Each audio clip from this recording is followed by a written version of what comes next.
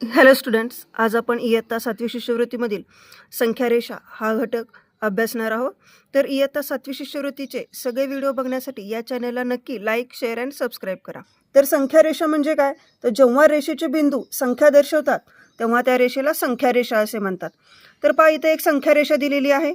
तर संख्यारेषेमध्ये उजव्या साईडला पॉझिटिव्ह नंबर्स असतात आणि डाव्या साईडला निगेटिव्ह नंबर्स असतात. मीन्स उजव्या साईडला संख्या वाढत वाढत जातात आणि डाव्या साईडला संख्या कमी कमी होत जातात. मला त्या संख्या रेषेचे भाग पाडता आले पाहिजेत.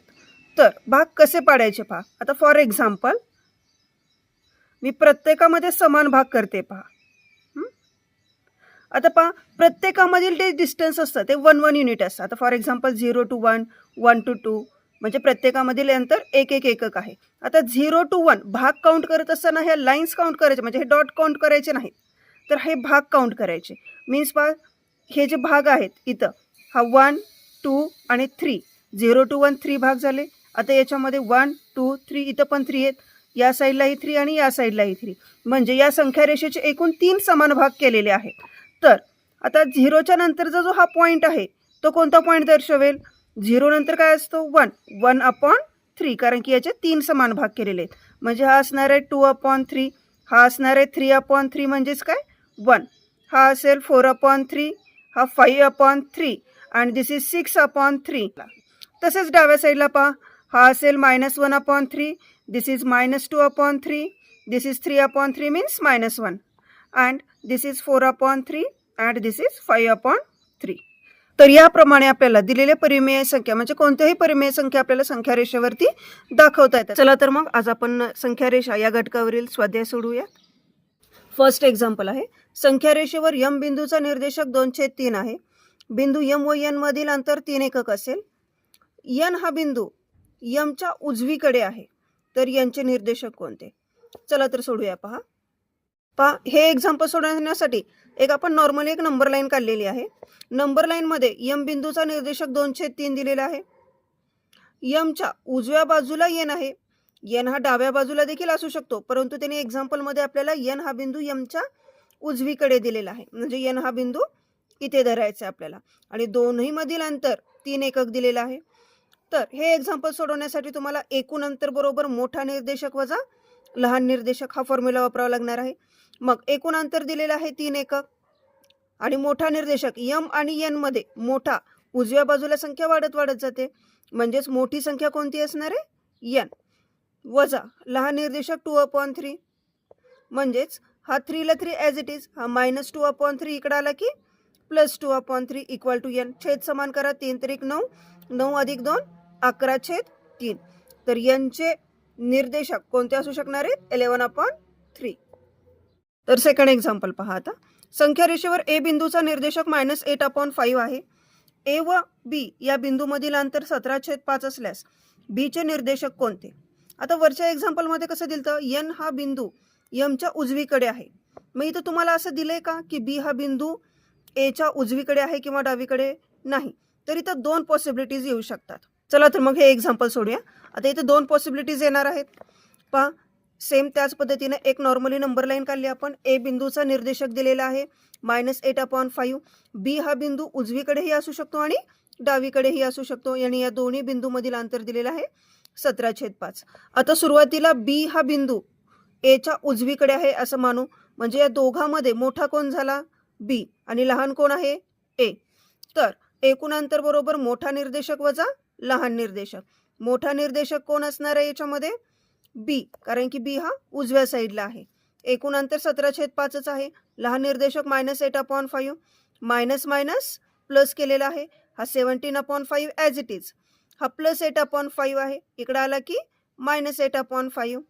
छेद समान आहेत, अंशाची वजाबाकी करा. 17 - 8 आन्सर इज 9/5. हा एक पॉईंट मिळाला. बी हा पॉईंट डाव्या बाजूलाही असू शकतो. मीन्स डाव्या बाजूला जाते म्हणल्यानंतर ती संख्या कमी कमी होत जाते. म्हणजे ए आणि बी मध्ये आता या साईडला जर बी बिंदू असेल तर ए मोठा झाला आणि बी लहान झाला. तर दोघांमधील अंतर आहे 17/5. मोठा निर्देशक आहे -8/5 मायनस बी लहान निर्देशक. तर आपल्याला बी ची व्हॅल्यू काढायची. मग बी हा आपण या साईडला घेऊयात, म्हणजे -बी इकडे आला की +b. हा -8/5 ॲज इट इज, हा +17/5 इकडे आला की -17/5. Then B is equal to, छेद समान आहेत, अंशांची बेरीज वजाबाकी काय असेल ते करायचे. आता इथे दोन्ही साईडला मायनस मायनस आहे, म्हणजेच काय येणार -8 - 17. B is equal to -8 - 17 minus minus plus होतो. करताना बेरीज, देताना चिन्ह मोठ्या संख्येचं असतं. म्हणजे 17 अधिक 8 25, देताना चिन्ह मोठ्या संख्येचं मीन्स मायनस. याला भाग जातो पहा, 5 5 25. म्हणजेच याचे काय असणार आहे आन्सर? आन्सर येणार आहे -5 व 9/5. म्हणजेच पर्याय क्रमांक 3 असणार आहे. नाव थर्ड एक्झाम्पल, -7/11 ही संख्या कोणत्या दोन लगतच्या पूर्णांकाच्या दरम्यान येते? -7/11 ही संख्या कोणत्या दोन पूर्णांकाच्या दरम्यान येते हे काढायचं. तर याला आपण भाग घालूया पहा. 11 ने 7ला भाग जात नाही, मग कशाचा भाग जाणार? 0 पॉईंट समथिंग येणार आहे, मीन्स 17 होणार. मीन्स 0 पॉईंट समथिंग म्हणल्यानंतर आता 11 सकी 66, इथं 6 येणार आहे, म्हणजे शून्याच्या पुढे संख्या जाणार आहे. ओके, म्हणजे इथं काय येणार? मायनस जरी संख्या असेल तर मायनस असल्यामुळे ती काय येणार? शून्याच्या डाव्या बाजूला येणार आहे. म्हणजेच 0 to -1. म्हणजेच जर नंबर लाईन आपण इथे घेतली 0, ही संख्या कशी स्टार्ट होणार आहे? 0.6, म्हणजे शून्याच्या डाव्या बाजूला 0 to -1 या संख्येच्या दरम्यान आपल्याला -7/11 ही संख्या दाखवता येईल.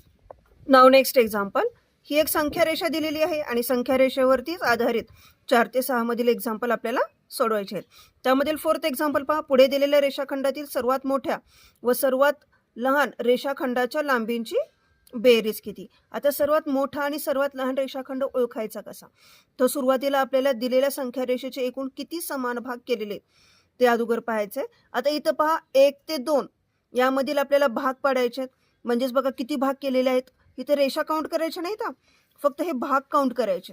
इथं पहा 1 2 3 4, म्हणजे या नंबर लाईनचे एकूण 4 समान भाग केलेले आहेत. तर यामध्ये आपल्याला प्रत्येक पॉईंट काढण्यासाठी, आता भाग 4 आहे म्हटल्यानंतर प्रत्येक पॉईंट काढण्याची इथं गरज नाही आहे. डायरेक्टली C to B किती असणार आहे? आता हा CB आहे, इथं काय येईल? CB 1/4 येईल इथलं डिस्टन्स. देन EB, म्हणजे E पासून B पर्यंतचं जर डिस्टन्स घेतलं आपण तर 1 2 3, म्हणजे इथं काय येणार आहे? 3/4. म्हणजे हा CB जो आहे तो 1/4, हा जो आहे तो इथं लिहिते मी पहा, CB 1/4, EB जो आहे तो आहे 3/4 आणि EQ, E पासून Q पर्यंतचे डिस्टन्स 1 2 3 4 5, म्हणजेच किती येणार आहे? 5/4. हा आहे EQ.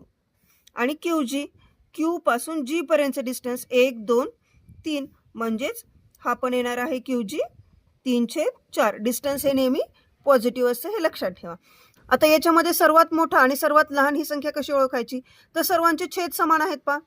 छेद जर समान असतील तर ज्याचा अंश मोठा तो अपूर्णांक मोठा आणि ज्याचा अंश लहान तो अपूर्णांक लहान असतो. आता सर्वात मोठा कोणता येणार आहे? 5/4 आणि सर्वात लहान येणार आहे 1/4. आणि या रेषाखंडांच्या लांबीची काय करायची? आपल्याला बेरीज करायची. तर बेरीज करायचं असताना 5 अधिक 1 6/4, म्हणजेच किती येणार आहे? 3/2, म्हणजेच आन्सर काय येईल? 1.5. तर त्याच नंबर लाईनवर आधारित 5वा क्वेश्चन पहा. बिंदू C व बिंदू F यामधील अंतर किती?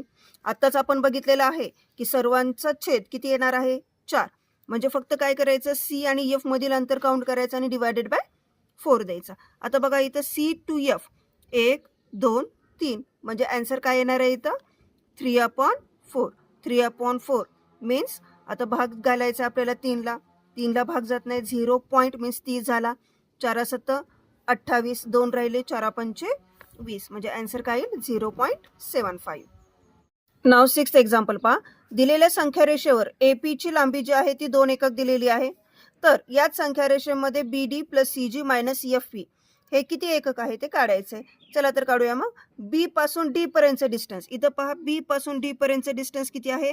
1 आणि 2, म्हणजेच इथे काय येणार आहे? 2/4 प्लस CG, आता C पासून G पर्यंत पहा 1 2 3 4, म्हणजेच काय असणार आहे? 4/4.